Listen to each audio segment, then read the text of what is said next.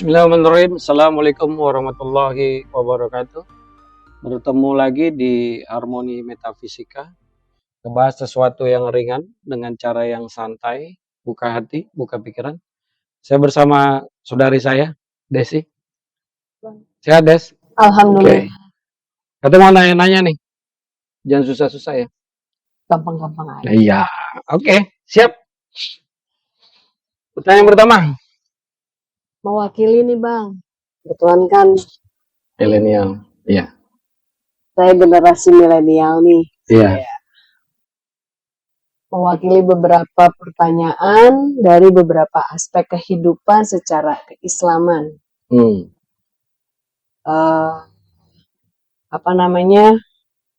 Keislaman pemahaman kita dalam kehidupan sehari-hari dan sedang berjalannya waktu ke depan lah ya. Jadi banyak nih maraknya kasus anak-anak atau perkembangan di depan bahwa dia mempunyai sosok yang dia idolakan, misalnya public figure, terus sosok yang dia idolakan sampai sehingga si orang itu atau si dia itu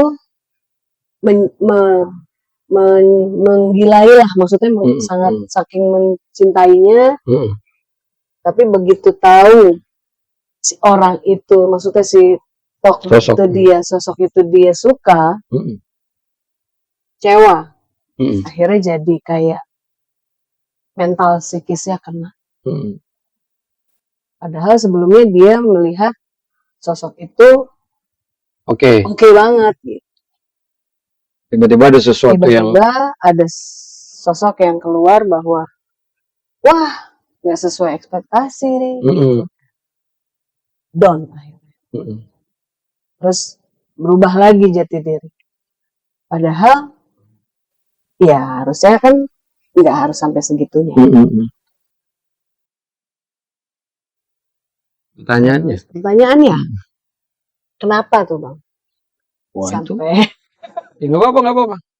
Pertanyaannya. Maksudnya harusnya kan ya kita boleh lah mencintai atau maksudnya menyukai, tapi tetap ke diri kita sendiri. Ini yang mensosokkan sesuatu siapa nih? Sebangsa lo ya? Sebangsa gue. Gue misalnya suka banget nih sama dia. Sama sosok lah ya? Sama sosok itu. Gitu. Ikutin. Sampai ke dalam kehidupan sehari-harinya pun, ya nggak semuanya sih. Karena kan balik lagi. Misalnya, dia mampunya, ya pasti lebih dari gue, masa gue ikutin gitu. Ketika dia terkena satu cerita dan sampai akhirnya harus. Bertanya kenapa ya? Sebenarnya sih gue yang pengen tanya gitu. Kenapa iya kan gitu. Kenapa mensosokkan si sosok itu gitu. Iya kan?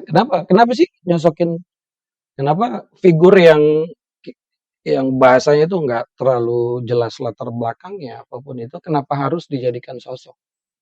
Ya dong, pertanyaan gitu ya. Iya. Benernya gini ya. Kalau fenomena yang asik gue ya ngomongnya, fenomena yang gue lihat nih kan, cara setan ngejauhin dari agama ini kan gampang. Sebenarnya dijauhinnya dari kitabnya kan, ya kan? Kalau bahasa gue sekarang, Islam ini kan cuman klaim aja. Kalau ditanya pasti dia jawab, gue Muslim. Tapi kalau dicek di kehidupan sehari-harinya mungkin 90% jauh dari kemuslimannya kan, gitu. Hanya klaim doang. Baca Quran nggak? Kalau ditanya Quran ada nggak? Ada. Tapi jadi pajangan, jadi simbol. Di rumah itu ada Quran, cuma jadi simbol kan. Oh iya ini orang Muslim nih, karena ada Quran. Tapi begitu diambil Quran, debunya 1 senti kan. Nggak pernah dia baca. Tapi maksudnya tuh, intinya tuh terlalu, mungkin dari orang tuanya kali ya. Kalau dari awal orang tuanya udah bener-bener ngasih pemahaman agama yang baik, mungkin si anak nggak bakal nosokinnya sesuatu yang kejauhan dari ekspektasi dia kan, sebenarnya sih kalau bahasa gue ya. Lebih ke kenapa orang tuanya nggak lari untuk sebenarnya kalau di sejarah Islam ini kan banyak banyak sosok-sosok yang bisa dijadiin panutan kan misalnya. Kalau laki-laki para nabi banyak yang bisa dijadiin panutan. Perempuan istri-istri yang soleha banyak. Siti Aisyah, istrinya Firaun, ya kan? Siti Aisyah, istrinya Muhammad SAW kan banyak lah. Sahabat-sahabat Rasulullah SAW yang perempuan kan banyak, Bas. Kenapa nggak mereka dijadiin panutan bahasanya kan? Atau kenapa nggak nyokap bokapnya aja? Seandainya nyokap bokapnya memang Nah, dekat dengan agama ya bahasanya. Lebih ditanya dulu kenapa sih? Gitu. Kenapa lu nyosokin itu gitu? Ah, ya. jangan-jangan kayaknya pengalaman pribadi. Hmm. Enggak, karena kalau dilihat kayak ya salah satu cerita gitu kan. Ih, gue suka banget tuh gitu. Mm-mm. Sampai ke apa ya secara lifestyle dia ikutin, Mm-mm. sampai ke sukaannya selain apa namanya kehidupan lifestyle itu dia tiru semua Mm. sampai akhirnya dia lupa kalau batasnya dia nih sebenarnya di mana. Padahal kan sebenarnya nggak mesti sampai situ juga. Ya, harusnya harusnya kalau nggak ada yang bisa disalahin juga, yang ngeri juga nyalain orang ya. Cuma mungkin orang tuanya belum mendidik dia seperti orang Islam sebenarnya, orang-orang yang benar-benar mendalami Islam sih, Bas. Kalau mendalami Islam pasti dari mulai dia ngeranjak dewasa ketika mulai suka-sukaan atau menyosokkan sesuatu mungkin bisa diarahin orang-orang yang memang ini ya layak jadi panutan bahasanya kan. Kalau enggak ya siapa yang mau disalahin coba? Nggak ada yang disalahin kan? Iya. Gitu kali ya? Eh? Ya, Tanyanya rumit deh. Ngopi dulu ah. tapi emang ini ngalir ya. Tapi yang menjadi rumit banget ini kalau gue baca. Iya iya nggak Iya, apa-apa, iya, nggak iya. apa. Oke. Tapi kan lebih Iya, kalau iya. kalau kalau gue lebih ke situ ya karena ya itu tadi terlalu dijauhin dari kitab utama, kitab-kitab sunnah. Sekarang berapa banyak sih orang yang tahu kitab? Tapi kalau kita meniru gitu, Bang. Nah kan sebenarnya Ini itu kan ya. balik lagi sama aja kayak oke gue suka nih sama si A gitu kan. Hmm, Sosok si A gitu. hmm, Taruhlah dia siapa gitu. Di Hollywood misalnya. hmm, Kita kita ikutin, hmm, kita sukain, hmm, tapi kita tahu juga batasannya itu masih nggak apa-apa. Kayak contoh tadi Bang Romi bilang sebenarnya bisa kenapa enggak istrinya Nabi Muhammad hmm, SAW gitu kan yang ditiru gitu. hmm, Tapi kan maksudnya ya mungkin kalau kita mau meniru banget, hmm. maksudnya Susah ya? mengikuti agak Hmm, jauh hmm. sulit. Boleh aja, selama kan sebenarnya Islam ini ada aturan-aturan, ya kan? Tapi itu pilihan mau dilakuin dapat kebaikan, nggak dilakuin juga pilihannya sendiri kan bahasanya. Tapi begitu kita apa mengidolakan sosok sesuatu harus di-compare dong. Ini kalau di ke agama ini jadinya gimana, ya kan gitu. Perilakunya gimana? Kalau perilakunya terlalu jauh dari norma-norma Islam, kalau pendidikan dari orang tuanya bagus, pasti dia tahu dong, dia pasti ada batasan kan. Oh ini kayaknya keluar dari norma nih. Jangan cari lagi sosok.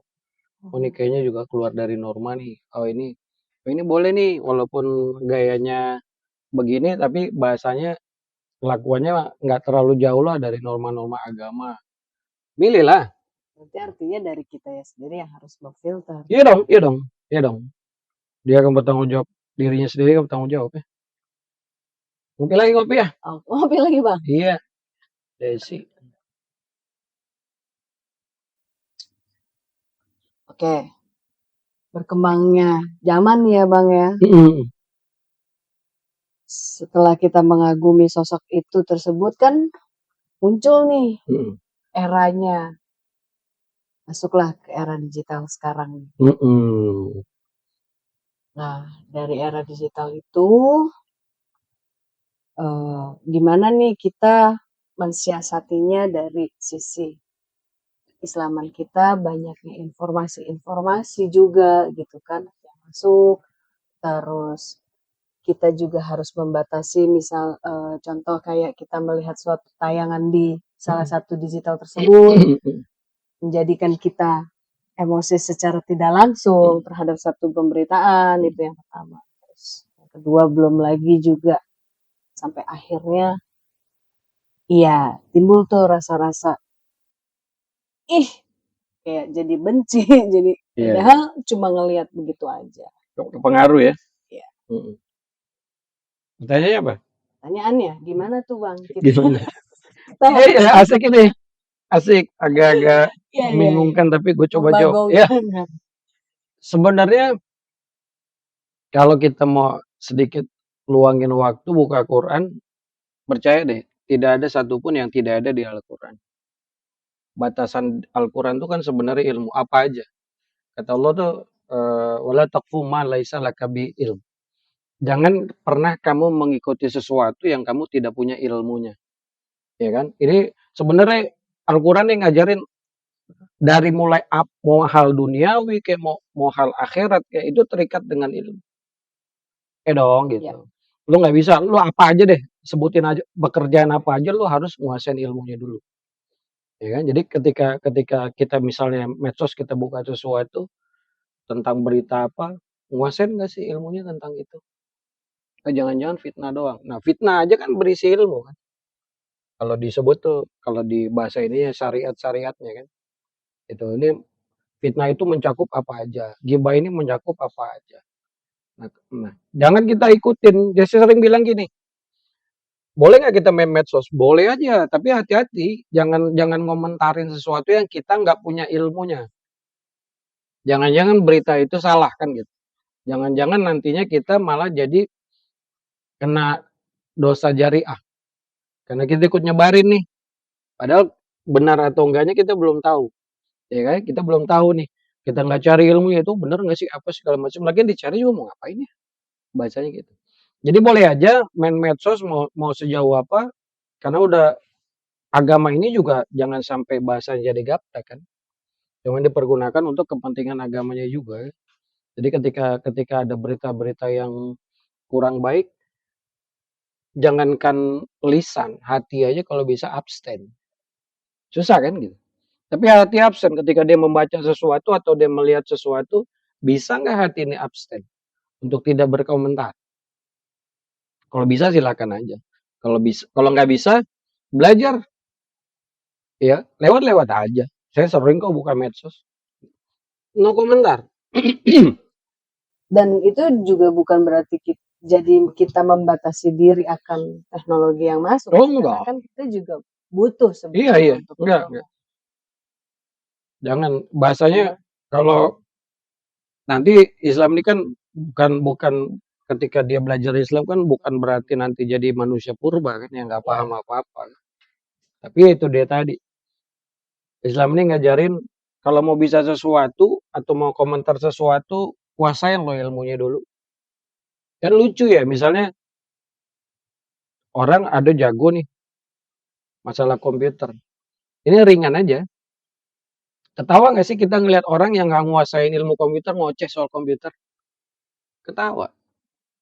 Apa aja. Agama ini sebenarnya ngajarin kita apapun yang kita kerjakan itu terikat dengan ilmu. Karena coba coba cari deh, tidak ada suatu pun hal yang tidak ada ilmunya. Pasti ada ilmunya. Apapun itu. Ya, tujuan kita anak-anak sekarang sekolah buat apa? Nyari ilmu. Ya, sering tuh kalau kita lagi ngumpul ada satu orang yang sotoy, dia ngomong apa kita bilang apa? Wah, lu paham enggak lu kan? Nah, itu keterikatan gitu. Jadi kalau kita mau lihat medsos, mau komentar, hati-hati kan. Pikirin dulu mau komentar bener nggak ya? Gua harus komentar begini. Ini berita salah nggak ya? Ini berita mengandung ghibah nggak ya? Ini berita mengandung fitnah nggak? Kalau udah bisa, silakan buka medsos sepuas-puasnya. Kalau belum bisa, belajar hati-hati. Ya, karena di dalamnya Nanti kita di akhirat takutnya banyak yang begitu Allah hitung, banyak dosa yang kita nggak paham. Yang kita nggak tahu ternyata itu dosa gitu. Kita nggak kenal sama dia kan. Kita ngomentarin aja. Atau begitu di akhirat nanti dikasih tahu itu salah. Kita ikut nyebarin fitnah kan. Kan sekarang banyak tuh broadcast entah apa isinya fitnah atau apa kita sebarin yang karena ketidaktahuan kita akhirnya kita terkena dosa zariah kan bahasanya. Janganlah. Kalau dapat itu ya udah terakhir kita. Kalau dapat broadcast nggak jelas atau dapat berita yang sebarin ya. Kemarin tuh maaf ya musim-musim politik itu banyak. Saya biasanya stop di saya. Gitu. Udah terakhir ya pun gua aja. Ngomong sebarin kayak ogah gua. Itu kali ya. Iya. Hubungannya nih kan kalau udah kita bicara era digital itu ya, kita kan maksudnya jadi makin meluas secara berpikirnya. Tapi juga tanpa melupakan pondasi agama yang ada di kita. Kalau misalkan kita bandingkan, maksudnya kalau kita setarakan dengan sains, kita bicara sains dengan agama, itu pandangan kita tuh secara hukum Islamnya harus seperti apa, Bang? Kalau kita sudah ngomongin sains nih, nah secara ilmu sains, tapi dari sisi agamanya tuh gimana? Kalau kita nih sekarang terbalik ya. Nah, kayak orang-orang yang tidak mengimani Al-Quran, dia menyelidiki, menelaah tentang apa yang kata Allah ada di Al-Quran. Sains itu banyak berawal dari itu. Nah, orang Islamnya sendiri terkaget-kaget. Oh ternyata ada di Quran, lalu kemana aja? Sebenarnya balikinnya gitu ya. Oh, ternyata dia nggak pernah baca. Nah kalau fenomena sekarang kan bahasanya banyak ya, nggak saya disclaimer dulu saya nggak bermaksud untuk menghakimi, cuma banyak dari kita sendiri Al-Quran ini seperti dibuat rumit. Contoh berapa banyak ustadz yang bilang lu ngajinya pakai terjemahan sih. Sebenarnya saya pengen tanya, kalau nggak pakai terjemahan orang Indonesia pakai apa ngajinya? Sementara tulisannya Arab. Yang ngomong gitu pun pasti dia nerjemahin kan? iya. Kan lucu jadi kalimatnya. Lu ngajinya pakai terjemahan sih. Lah gimana ya? Bahasanya kan gitu. Nah akhirnya orang-orang jadi berpikir, iya, kalau gitu gua harus belajar bahasa Arab nih. Kalau gitu gua harus belajar ini. Enggak. Kalau saya yang orang ngomong, udah lu belajar aja agama pakai terjemahan, masih mending. Lu bisa paham ntar. Akhirnya sekarang berapa banyak dari orang Indonesia nih, wah jago banget bahasa Quran. Paham maknanya enggak. Bener-bener paham maknanya enggak. Karena dia nggak mau baca terjemahannya. Akhirnya Al-Quran itu bener-bener cuman sekedar membaca, tapi tidak mau memahami. Sesungguhnya di dalamnya ada berita di mana dari mulai belum adanya langit dan bumi sampai zaman nanti kita imannya ada surga dan neraka. Kan sebenarnya ribuan tahun. Di Al-Quran itu semuanya ada. Nah, cuma kita nggak mau baca. Kan sekarang kita terkaget-kaget tuh yang ada laut nggak ya kan gitu, nggak bisa nyampur, kaget tuh dia. Kayak sebenarnya sama sih dengan kondisi yang sekarang lagi kita rasain sih sebenarnya kalau kita ngomongin sains dengan Jangan dikit dong. dengan sains dengan agama sekarang. Maksudnya sekarang kan lagi panas banget nih, Bang. Iya. Global apalah istilahnya. Iya. Terus kita kan mikirnya kalau secara ilmunya ya, ya iyalah dari perkembangan bumi yang terus berputar, berotasi, kita pasti akan ngerasain itu, panasnya. Kalau misalnya kita bahas dari sisi Islamnya, sebenarnya udah ada, cuma cuman gue aja yang nggak tahu gitu Ya, kan. itu bagus tuh pengakuan. Iya, Nah, gue yang nggak tahu gitu kan. Sebenarnya kalau misalnya gue juga mau baca pun iya. pasti ada itu. Ada. Gue yakin tidak ada sesuatu pun yang tidak ada di Al-Quran. Cuma kitanya, ya itu tadi gue bilang gampang sih cara Iya. setan orang ini. Cuma jauhinnya dari kitabnya, dari kitab pedomannya gitu. Makanya banyak tuh mereka lebih terpesona dengan kuat-kuat orang yang nggak jelas. Yang akhirnya sebenarnya bukannya ini ya. Jadi karena sering diulang jadi kita anggap itu sebuah kebenaran kan pernah gua kaji kan kayak misalnya sekarang terkenal hak dan kewajiban padahal terbalik. Kewajiban dan hak. Ikhtiar dan doa padahal terbalik doa dan ikhtiar. Karena itu diulang-ulang akhirnya kita anggap sebuah kebenaran kan. Akhirnya orang sibuk tuh mikirin hak padahal yang Al-Quran ngajarin kewajibannya dulu. Kenapa jadi hak ya? Nah, quote-quote kayak gitu tuh bikin bikin orang wah ini keren nih quote-nya pasang di status. Padahal Al-Quran itu tidak ada bahasa yang lebih hebat, tidak ada bahasa yang lebih mudah dibanding Al-Quran. Al-Quran itu bahasa yang sangat tinggi yang Allah permudahkan untuk seluruh manusia. Cuma kita nggak mau baca. Gue pernah bilang gini, ilmu dunia apapun yang lo tekuni, lo kombinasi dengan Al-Quran, lo akan hebat. Apapun. Lo mau bicara hukum, dikombinasi sama Al-Quran, lo akan jadi sarjana hukum yang hebat. Lo nguasain ilmu ekonomi, lo kombinasi sama Al-Quran, lo akan jadi ekonom yang hebat. Lo nguasain ilmu politik, lo kombinasi dengan ilmu Al-Quran, lo akan jadi politisi yang hebat. Karena Al-Quran itu dijamin, lo cek belajar Quran, habis itu lo tes IQ, EQ lo pasti tingkat. Pengaruh nggak sih bang kalau dengan ini kan gue awam ya dan baru juga secara pengakuan bahwa mendalami. Iya nggak apa-apa. Sama gue juga baru. Beberapa sisi tadi itu gue juga melihat sekarang itu lebih terang-terangan nih dengan masuknya perkembangan si era digital tadi, terus kemudian kita membandingkan pola pemikiran kita dari sisi sains dan agama, kemudian dalam kehidupan pergaulan. Kalau dilihat sekarang itu sudah biasa dengan yang namanya lagi marak juga sih kabarnya gitu kan di pemberitaan, ya dengan kaum sesama. Gitu kan. Nah, bagaimana nih dari sisi Islamnya kita? Tentang apa nih? Ya kalau kita melihat apa namanya Kaum sesama gender ya, kalau bisa dibilang sama yang jenis. lagi hits banget tuh LGBT kan sekarang ini. LGBT. Dengan perkembangan zamannya gitu kan. Nah kita nih gimana caranya menilai aspek kedua hal tersebut, apa namanya? Ya dari sisi antisipasinya, terus kemudian kita harus menerimakah? LGBT. Serem banget pertanyaannya nih. Disclaimer dulu ya, nggak bermaksud apa-apa. Cuma bahasanya gini sih sebenarnya kalau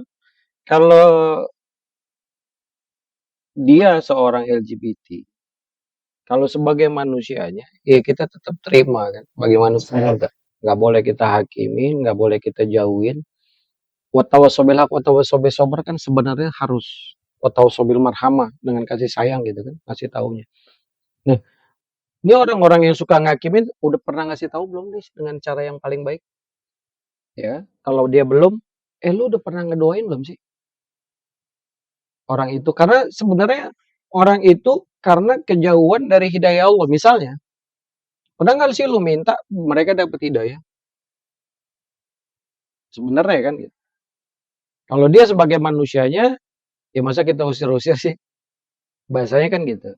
Nah kalau misalnya, kalau apa tadi, ada mungkin nanti tetap ada orang-orang yang memang Allah kasih kapasitas ilmu, dia bisa menyampaikan kepada kaum-kaum itu. Bahasanya gitu sih. Jangan kalau dia sebagai manusianya, ya jangan dijauhin lah bahasa saya ya, jangan dihakimin sih. Salah nggak sih bang kalau misalnya Ini kalau gue lihat ya, tidak semua memang, tapi yang gue lihat bahwa mereka siapa nih? maksudnya yang ya apa namanya Yang tadi. yang tadi Iya. itu Oke. itu bukan mereka tidak tahu ilmu agama satu, bahkan mereka sendiri pun pasti punya keyakinan masing-masing ya. Tapi kalau dilihat-lihat malah justru sedikit lebih taat biasanya yang gue lihat. Terus apa namanya, kayak tadi kan abang bilang nggak perlu lah kita hakimi mereka, paling ya kita cukup doain aja. Iya, doain. Walaupun kita di sekitar lingkungan mereka pun ya kita biasa aja gitu kan. Biasa aja, jangan dibully bahasanya. Sebenarnya kan gini kan, saya punya prinsip, selama nyawa masih ada di orang jangan pernah kita hakimi kan, karena kita nggak pernah tahu tuh hidayah Allah kan bahasa. Bisa aja wallahualam bisa beberapa saat sebelum dipanggil ternyata dia dapat hidayah kan, kita nggak pernah tahu. Tapi ngasih tahu itu buat orang yang memang punya kapasitas hikmah, harusnya dia kasih tahu bahasa.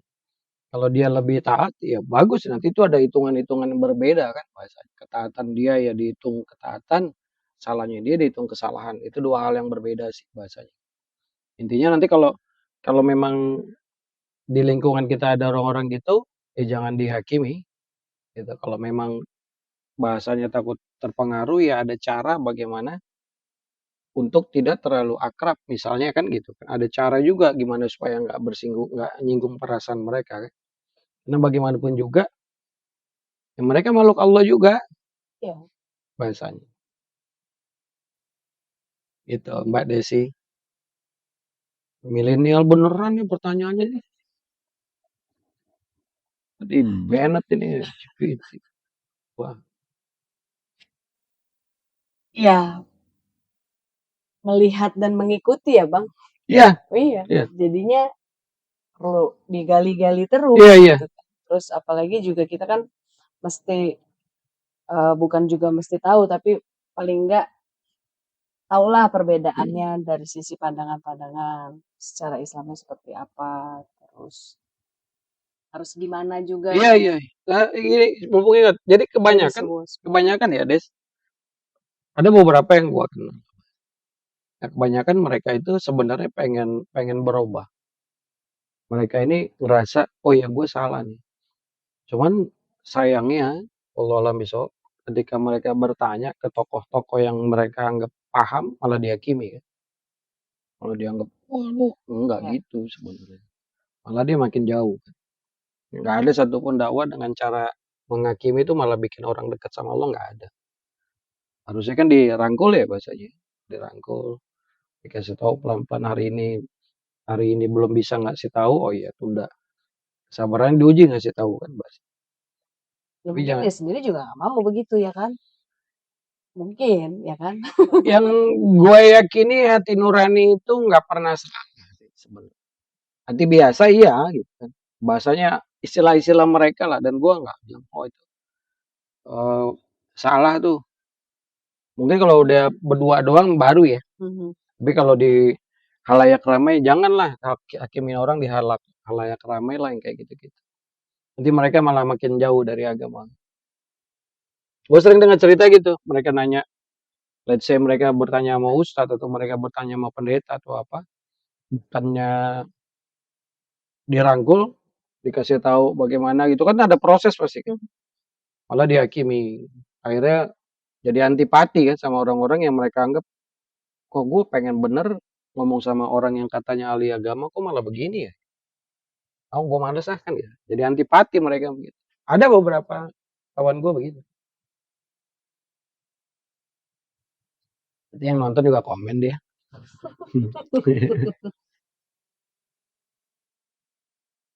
Oke. Pertanyaan masih panjang lu, gue liat HP-nya. Panjang, Bang. Iya. Nih, perbedaan pandangan dan aliran dalam Islam. Apakah ada penyusup yang memang sengaja mau ngerusak bahkan meruntuhkan Islam? Iya, pasti ada. Di setiap kelompok pasti ada pengkhianat kan. Di setiap negara, bahkan di setiap kelompok ya. Kalau kita lihat film-film perjuangan, pasti ada pengkhianat. Di Islam juga begitu. Pasti ada Itu pengkhianat. kalau kita ngomong golongan, dia golongan-golongan apa? Kalau Termasuk dalam golongan kah si penyusup itu atau? biasanya lebih ke bisa juga dari golongan yang bahasanya itu hanya membenarkan golongannya aja ya. Jadi dia masuk ke golongan-golongan lain untuk bikin fitnah lah. Itu kan sekarang di Indonesia ada ya bahasanya. Kembali lagi, karena belum Allah kasih kemampuan ilmu, akhirnya lebih banyak termakan.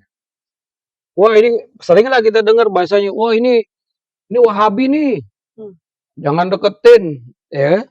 Nah, kita nggak nanya dulu tuh, kita nggak nyari tahu tuh. Wahabi apa sih? Oh yang paling bagus ini nih, kita nggak cari tahu. Dari apa namanya, dengan terjadinya seperti itu, terus beranggapan perang gitu kan. Terus bisa menilai bahwa apakah itu termasuk dalam Perang, satu, ya, maksudnya kan tadi kan perang kata-kata. iya, ada perbedaan pandangan kan. Iya, iya. Terus dia bisa dibilang sebagai satu golongan nggak sih gitu kan. Iya. Terus kemudian kalau misalkan bukan misalkan, terus dia bicara, iya gue salah satu dari golongan seperti itu, terus kemudian dari aksinya itu dia bisa sebut itu jihad. Oh iya, itu Jauh atau gimana tuh? kejauhan sih kalau bahasa. Kejauhan baca saya. Sebenarnya itu ada tuh salah satu quote saya. Masih menuhankan golongannya. Bahasanya kan gitu. Sebenarnya Al-Quran itu menghukum orang-orang yang bergolongan itu adalah satu dari bagian orang yang mempersekutukan Allah. Silakan cek surah Ar-Rum 31 akhir sama 32. Itu kalau di 31 akhir Allah akan bilang, janganlah engkau termasuk orang-orang yang menyekutukan Allah. 32-nya yaitu orang-orang yang memecah belah agama mereka menjadi beberapa golongan dan mereka banggakan golongannya masing-masing. Dicek deh. Ketika golongan sama golongan ketemu, hanya kepentingan golongan aja, mau golongan mau partai. Nggak ada kepentingan Allah kecuali kepentingan golongan. Makanya yang sering orang luput dari mempersekutukan Allah itu bergolongan. Kayak kalau ini gue secara awam ya, pribadi nih, gue ngomong kalau gue lihat sekarang ini, kalau dari satu berita itu sama aja nggak sih? Atau udah jangan disamain deh. Kayak kita melihat berita di salah satu yang lagi hit sekarang ini gitu kan, salah satu golongan itu bisa dibilang itu adalah salah satu penyusup dan dia berbeda pandangan secara Islam dalam pikirannya. Iya, dalam pikirannya atau dalam perkembangan yang dia terima gitu. Sehingga dia menjadi seperti itu. Iya, golongan kan kebanyakan doktrin. Ya, disclaimer golongan itu kalau kita pelajarin kebanyakan doktrin golongan. Bahasanya kan. Kalau di sini begini, kalau di sini begini, kalau di sini gini. Sebenarnya kita sebagai manusia nggak boleh mengklaim golongannya paling benar. Karena kita nggak pernah tahu di satu masalah, di satu ilmu, Allah meletakkan kebenaran di mana. Kita nggak pernah tahu. Tugas kita mencari. Kesempurnaan Islam itu sebenarnya kalau gua kasih perumpamaan itu seperti sebuah puzzle kan. Kita nyari nih potongan yang ini belum nih di mana ya? Oh jangan-jangan di golongan yang paling sesat. Jangan-jangan. Karena kita udah nutup hati nggak dapet sisa puzzle-nya. Bahasanya kan gitu. Kan sebenarnya selama kaidah dasarnya ini agak berat nih ngomongin. Selama kaidah dasarnya benar, maka sebenarnya golongan itu hanya sebuah sudut pandang bahasanya. Yang kalau kita ngebuka hati bisa jadi sudut pandang mereka itu melengkapi puzzle si Islam itu sendiri. Itu sudut pandang yang kita nggak dengar, kita nggak lihat. Kalau kita buka hati, jangan-jangan itu melengkapi ilmu kita. Sebenarnya, yang gue pernah kasih contoh, percaya. Di sebuah aliran paling sesat pun ada sebuah kebenaran kan. Ketika lu tahu, wah dia sesat nih, dia salah, itu kan kebenaran, Des. Ini pada akhirnya dia enggak. Itu sesat bang, tahu dari mana? Katanya, lah gimana sih? Iya, iya. Makanya buka hati itu tuh tagline harmoni metafisika kan. Buka hati, buka pikiran. Percaya deh, lapangkan hati, lapangkan pikiran, ilmunya dapat. Kalau kita sempitkan hati, sempitkan pikiran, nggak dapat apa-apa sih. Yang ada debat kusir ya. Iya. Nah, nggak. Karena ini menyambung ke pertanyaan selanjutnya, Bang. Wih, masih banyak masih aja nanya-nanya. Yang nanya ngebahas jihad. Ya. Makanya tadi gue tanya itu dulu karena nyambung nih. Karena kan itu masuk ke dalam satu perbedaan dan pandangan tadi kan. Iya. Sampai Jihad. akhirnya bisa disimpulkan orang itu melakukan sesuatu yang disebut jihad. Jihad itu yang seperti apa sih Bang sebenarnya? Jihad yang paling benar jihad fisabilillah karena Allah. Pertanyaannya di Indonesia jihad fisabilillah apa? Mana?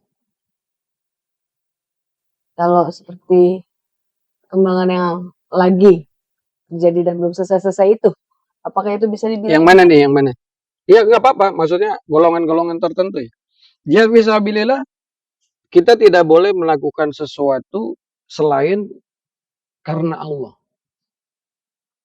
Bahkan berperang pun tidak boleh karena Islamnya. Tapi karena Allah. Fisabilillah. Mutlak karena Allah. Bukan karena agamanya. Karena kalau agamanya bisa jadi fanatisme yang ketika berperang, jangan-jangan nih si agamanya salah. Nggak bisa. Bahkan banyak tuh hadis-hadis ya. Walaupun derajatnya mungkin nggak nyampe ke sahih. Jihad yang paling berat itu kan jihad melawan hawa nafsu bukan? Fisabilillah. Itu fisabilillah. Bagaimana kita nahan untuk tidak bermaksiat kan karena Allah. Itu jihad terbesar kan bahasanya. Kalau di Indonesia apa yang mau dijihadin ya? Jihadnya diri sendiri dulu kan. Jangan-jangan lu gue masih menzolimi orang-orang terdekat gue. Misalnya kan gitu. Itu mungkin doktrin-doktrin yang salah ya. Saya berapa kali ketemu orang-orang yang memang punya pemahaman itu. Merekanya belum tentu bisa disalahin. Merekanya menurut gue sih nggak salah malah. Mungkin yang ngedoktrin yang salah ya. Jihad itu selalu dalam situasi kita mau berperang atau misalnya kita pergi untuk melakukan sesuatu kayak kerja atau misalnya kita pergi ke Nyari duit. Iya kerja untuk nyari Iya. nafkah gitu kan. Atau yang kedua misalnya kita pergi untuk ibadah haji misalnya gitu. Itu jihad semua. Cuma kan jihad sekarang kan dipahami ini secara sempit ya, secara kecil. Jihad harus perang lawan siapa sih? Sekarang yang terberat ya perang lawan hawa nafsu lu sendiri kan. Hawa nafsu lu nyalain orang, hawa nafsu lu menghakimi orang, itu kan susah ngelawan. Ya sejauh mata memandang salah aja orang, ya kan? Padahal salahnya ada di dirinya kan, bahasanya. Sebenarnya musuh yang paling susah dilawan ya nafsu kan. Musuh di dalam dirinya sendiri kan bahasanya. Ini kita bahas khusus lah bab jihad. Itu tadi keluar cari rezeki itu jihad ya. Ya kan? Ada orang yang benar-benar mau mengambil hak-hak kita itu jihad ya. Bahasa ada orang maling masuk ke rumah kita itu bab jihad bahasanya. Banyak sih bab jihad, nggak sesempit yang kita kira. Tapi yang paling susah jihad melawan hawa nafsunya sendiri. Emang udah bisa? Susah kan? Susah bang. Makanya saya belum hatam-hatam itu. Mau dibilang gue jihad gak ya? Gak tahu juga. Membela Allah apa sih Allah harus dibela emang? Gak pernah dibela juga agama sampai sekarang jalan terus. Itu kan untuk dirinya sendiri. Sudahkah kalimat la ilaha illallah itu tegak di dalam diri. Dan kalau benar-benar jihadnya perang ya, itu kan demi menegakkan kalimat la ilaha illallah. Tegaknya di mana? Di diri belum tegak. Gimana lu mau negakin itu untuk orang banyak? Kan nggak bisa. Kamu rumus di Al-Quran kan diri lu dulu. Kalau udah tegak kalimat la ilaha illallah, bolehlah lu bawa keluar kan. Tegak juga belum. Terus yang diperangin bersahadat juga. Sama-sama Islam juga diperangin gimana tuh. Rumit. Nah itu. Ini kaum milenial ini pertanyaannya Rumit ya. Rumit. rumit. Kadang kan untuk mendalami sesuatu ya, terutama ya satu keyakinan kita nih, atau gue deh, memerlukan satu mentor. Coach. Mentor ya. Yang bisa membimbing nih secara Islaman yang baik. Menemukannya tuh apa bisa langsung ketemu gitu? Tergantung Allah juga. Ada juga yang langsung ketemu. Yang terpenting, maaf dipotong. Yang terpenting tuh minta sama Allah. Karena tujuannya ke dia, maka minta. Nanti Allah tunjukin kan. Ah itu tiap orang beda-beda. Ada yang langsung ketemu, ada yang melalui proses. Ada yang melalui prosesnya sesat dulu, apa dulu. Kayak gue kan contohnya ya kan. Bukan itu sih maksudnya, bukan sesat dulu. Maksudnya. Masuk jurang dulu ya. Ketemunya udah dari 2000. Berapa? Udah lama lah. 17 ya. Terpesonanya baru sekarang ini aja. Terpesonanya alhamdulillah setahun. Iya. Juga kalau nggak kejedot. Iya. Biasanya gitu. Jadi proses ya kalau dibilang berapa lama, ya urusan yang ngatur dunia ini sih. Tapi intinya itu minta deh sama Allah. Berdoa terus kalau kita mau sampai ke jalannya dia, ya cuman dia yang tahu kan. Mintai terus. Ya, cuman dia yang bisa nyesatin, cuman dia yang bisa ngasih jalan yang lurus, nggak ada yang lain. Perantaranya suka-suka Allah aja kan. Ada yang melalui perantara Ustadz si A, Ustadz si B, Ustadz si C. Itu urusan dia lah. Ya. Iya. Pasti ada jalannya. Pasti. Kalau mau nyari ya. Iya. Mana dulu tapi nyarinya. Ya. Sebenarnya kembali lagi. Kalau nyari sih sebenarnya di mana aja. Nyari. Ya di mana aja lah. Pasti ketemu lah selama minta kan. Nanti prosesnya kadang-kadang nggak masuk akal kan prosesnya. Benar. Betul. Itu betul banget tuh. Ini dikit lagi tuh, kan kelihatan dari sini tuh. Ini agak jump in sih sebenarnya. Jadi makanya agak sedikit gue ulas lagi karena secara urutan ngacak. Nggak apa-apa. Nggak apa-apa deh. Jadi kayak bebas mau tanya apa aja. Ruang dalam Islam untuk diskusi dan debat secara intelektual. Nah ini kan sebenarnya nyambung juga dengan ruang dalam Islam.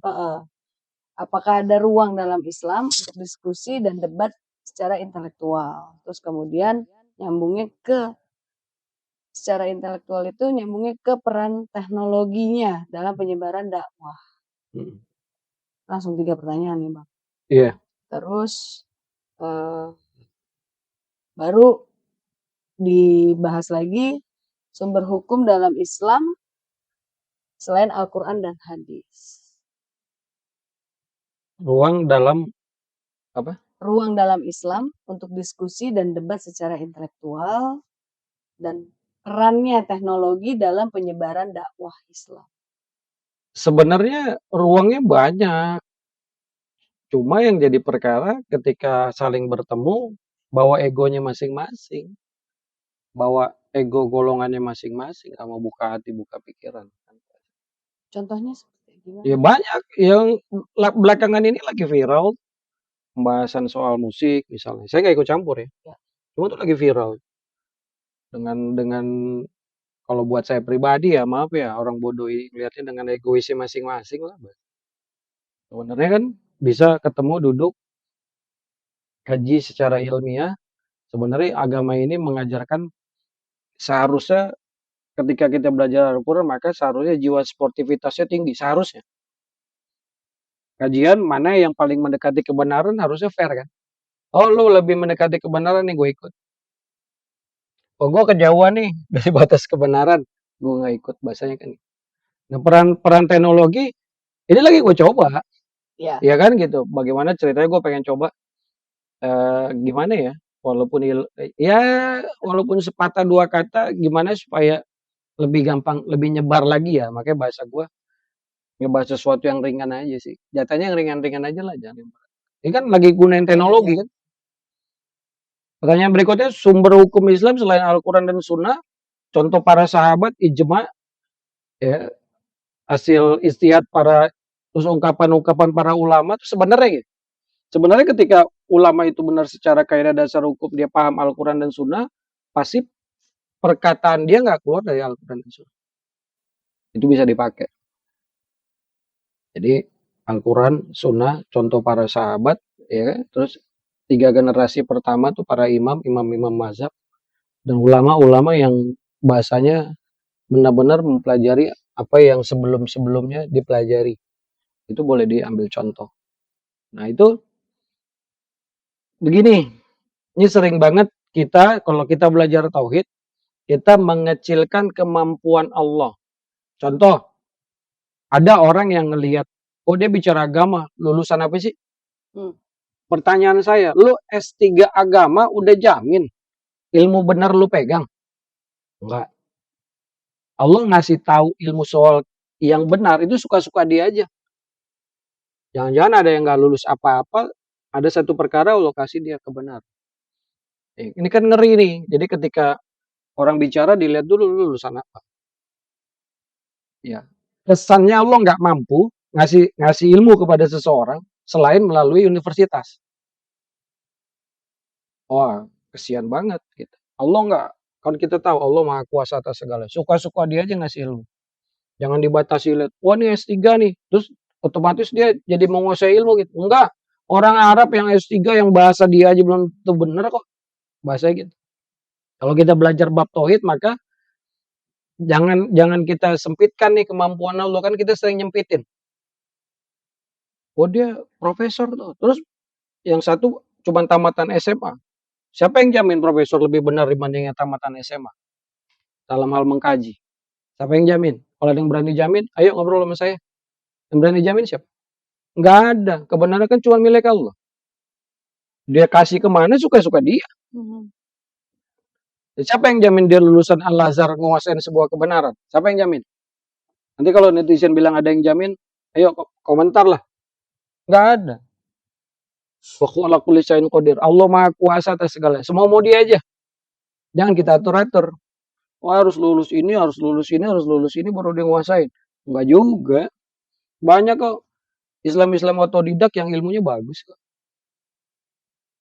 Banyak. Di luar sana banyak.